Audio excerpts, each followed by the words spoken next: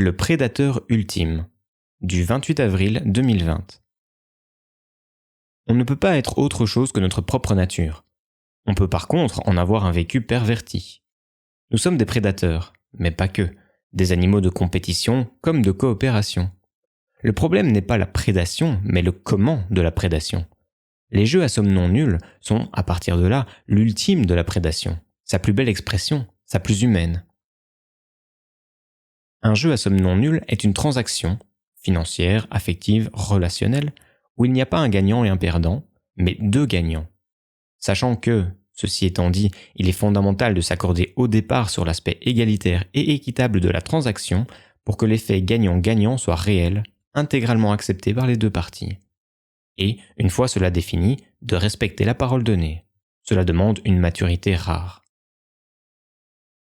En effet, pour arriver à un équilibre constructif dans une relation, il faut deux prédateurs aboutis, deux humains à l'aise avec leur nature animale.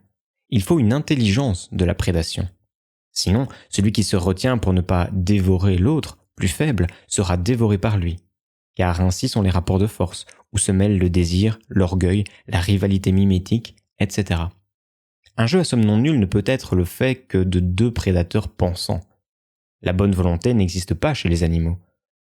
Et elle existe encore moins chez un humain non humanisé.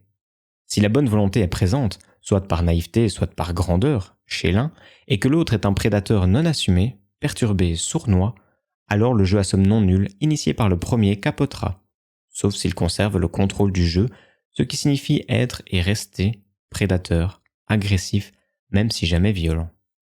Et aussi fort qu'il soit, il sera la victime du second.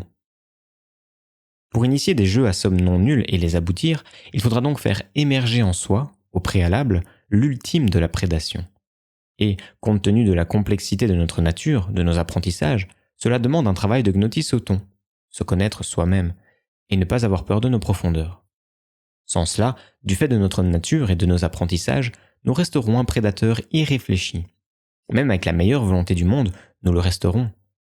Si le monde humain est constamment à feu et à sang, c'est parce qu'il est constitué de prédateurs irréfléchis et pervertis. Un monde de prédateurs sans intelligence d'eux-mêmes.